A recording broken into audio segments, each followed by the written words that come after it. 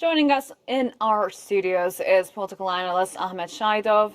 Good to have you again in our program. Thank you, Mrs. Jamila. In our Thank you news for having hour. me in your Thank program. you.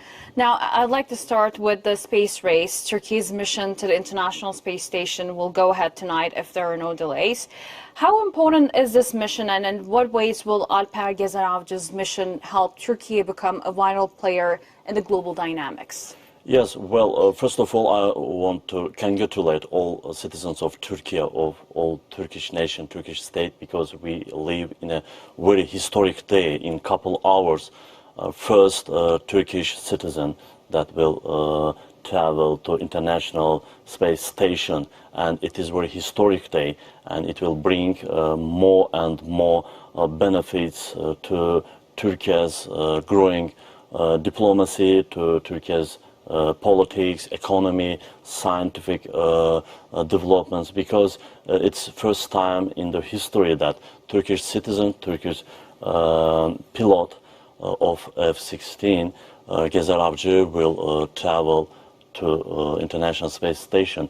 And from this point of view, of course, it means that first in the history, Turkish national flag will be waved in international space, and it means that it will have very good and huge achievements for Turkey.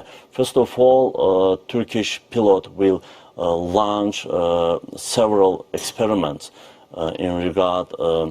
These experiments will benefit to Turkish universities, scientific sector, and of course it will motivate the youth and all scientific people in Turkey. It will inspire the Turkish universities, Turkish schools, and it will give benefits to Turkish economy, because after this 2-week stay in international space, Turkish economy and defense industry will push and will boost all these capabilities to develop its own, the local spacecrafts.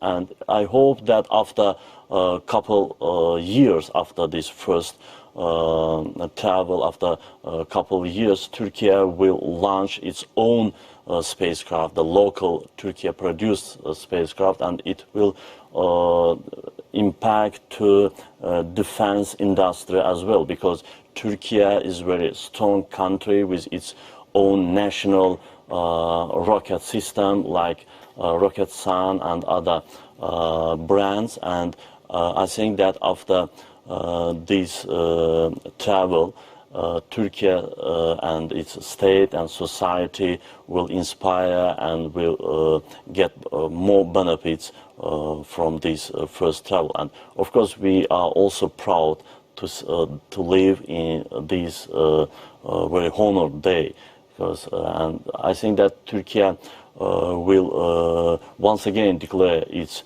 signature in this area. This is the first step, and it will push Turkey's economy, industry to develop these rocket systems, to develop these aircraft producing. And after a couple years, Turkey will have its own station in space and its own made spacecrafts, and all own pilots will travel more and more often to international space. Now, in the last few years, Turkey has taken some exemplary steps in aviation. Globally, it has become one of the most sought-after countries with drone technology, and new aircraft are also being developed. How important have these steps been by the defense industry and Turkey's public-private partnerships? You know, today's event that after a couple hours the Turkish pilot will travel to international space, it is interlinked with the aviation, with drone industry of Turkey as well. And recent years, Turkey once again showed its power and development in drone technology, in aviation technology like Bayraktar, Akıncı, Kaan. And Turkey now is one of the leaders countries that with its own national producing is one of the leading countries, and we saw the results and effectiveness of these Turkish-made weapons like Bayraktar during the 40-40 Second Karabakh War in Azerbaijan. And Turkish-made weapons has changed the map and during this war. So that's why today Turkey have to develop this aviation sector, this industry. First of all, from point of view, its security and defense, and secondly, to deeply involve in this industry in world market. And today, all international military institutions, experts are learning that Turkish-made Bayraktar, drones, Akıncı, and I hope that and I believe that after a couple of years, Turkey will launch the new modern jets flights, because these events and latest developments show that Turkey has a huge potential, huge capabilities, and the concrete aims and political will. It's very important because since 2000 years, during the Erdogan's power, Turkey has set the concrete goals to have independent and modern aviation industry, and recent 20 and 22 years, Turkey achieved a huge road in this regard, and that's why today we live in the historic days after aviation achievements. Turkey is growing its space industry as well, and I think that it's interlinked and interrelated sectors also brings benefits to Turkey's economy, Turkey's scientific searches, also the politics and diplomacy as well. Now, when we talk about defense, we realize that Turkey is facing serious threats, terror threats emanating from northern Iraq and Syria. Many Turkish soldiers were martyred in the last few days, and President Erdogan has vowed to eliminate terrorism at its source. How significant are these anti-terror operations, and how is the West analyzing the latest developments, particularly in the United States? It's very important to fight against terrorism, as Turkey is located in a very difficult geographic map. So from Iraq and Syria, other countries, some terrorist groups threaten the Turkish Turkey's national security, and time by time they attack the Turkish army. And the recent days, Turkish army has some martyrs, and it once again showed that Turkish state, Turkish army have to continue fighting against the terrorism and using the new weapons, modern technology, and they have to silence these fire points inside the Iraq or Syria, no matter where these terrorist organizations attack to Turkish positions. So I think that Turkey, with today's strong army, will continue its fighting against terrorism, and it has there is a very strong aim and political will inside the Turkey, also Turkish nation, against these separatist ideas and terrorist attacks. I think that Turkey, with its strong army and with the collaboration with other NATO allies, have to completely destroy all these terrorist groups inside the country, outside the country, no matter where the terrorist organizations exist and threaten the Turkish national security.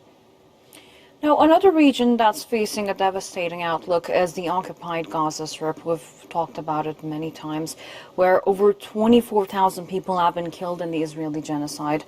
A ceasefire is nowhere in sight, but I want you to describe what you have seen and how important it is for the international community to bring an end to these attacks and proceed with a two-state solution? Unfortunately, unfortunately, it's almost third or fourth month that Israel continues this genocide, brutality in Gaza. When it starts in October, we all hope that the international community, all countries, United Nations and Muslim countries will do its best to stop this brutality. But no United Nations Security Council, no other international organizations are, there is no effect against this brutality, and somehow the Israel continued this genocide, and almost 25,000 people, innocent people, civilians were killed during these operations. And it seems that the map of this brutality is changing, and the main goal of Israel is completely destroy the Gaza and take control all this area. And there is the only target is not Hamas, I think. The target is the all Palestinian people, and destroy these territories and destroy the will of the Palestinian people. And no international organizations are pushing and has any concrete mechanism to stop Israel, because of the United States of America, Great Britain. They stand with Tel Aviv and veto all international decisions. So that's why there is no any decisions that can stop the Israel. But anyway, there are several countries like Türkiye that they continue the peace and mediation diplomacy. And almost every day we see that Mr. Recep Tayyip Erdogan or Mr. Hakan Fidan meets or call to their counterparts and make the express their efforts to stop this brutality, killing the innocent people in Palestine. And I think that Turkey has not been stayed alone in this how to say, the diplomatic battlefield. That the another countries, Muslim countries, Arabic countries have to support Turkey's mediation policy and somehow to achieve the ceasefire as soon as possible. But we see that unfortunately there are another conflict zone is growing in Yemen, in Iraq, in Syria, between Iran and Pakistan, between Iran and Iraq. Somehow the United States of America or Israel, they are trying to focus the international attention to another conflict zones. And by this way to the international community to forget what's going on in Palestine. So, but anyway, international community have to focus on what's going in Gaza, on killing innocent people, and because international law violated in Gaza, international legislation and United Nations resolutions are violated by Israel in Palestine, and there is no Gaza already everywhere is destroyed, and innocent people are being killed right now. Now, Turkey's role in mediating regional and global conflicts is evident. We've seen Turkey's presence not only in ending wars, but also in sustaining the environment and advocating for a fairer world. And these are all parts of the century of Turkey. How important is Turkey's role today in the world where crises are growing and humanitarian solutions are scarce? You know, Turkey's role is very significant. And Turkey has a very key role in achieving peace between the conflicting zones. From my country's experience, I can say that during the Second Karabakh War and after now, during the peace negotiation between Armenia and Azerbaijan, Turkey is one of the key countries. And we saw the Turkey's peace diplomacy during the conflict in Ukraine. We remember well the negotiations held in Istanbul between Ukraine and Russia, and we know well the Turkey's role in Middle East and other conflict zones. And today, Turkey suggested its mediation capabilities in resolving this recent conflict between Iran and Pakistan. I think Turkey has a very significant role and potential because it's one of the leading Muslim countries and one of the leading NATO members with its growing potential in diplomacy, in politics, and with strong army. It's very important to underline the private role of Mr. President Recep Tayyip Erdogan, because he is a very respected politician in world arena. So that's why Erdogan's role in achieving peace and ceasefire and achieving, this negotiation between conflict zones is very high. I think Turkey has to continue its mediation role and activity, peace activity, in achieving this peace between conflicting zones, between Israel and Palestine, between Ukraine and Russia, between Iran and Pakistan, or other conflicting sides. Ahmad Shahidov, thank you for joining NewsHour. You came all the way from Baku, Azerbaijan. Thank you. Thank you so much for coming again and discussing all of these various topics in this very important day. Thank you so much. Now, that was Ahmad Shahidov, political analyst, all the way from Baku, Azerbaijan. We've discussed many various topics, and on this special day, we're going to witness the first Turkish astronaut leaving the Florida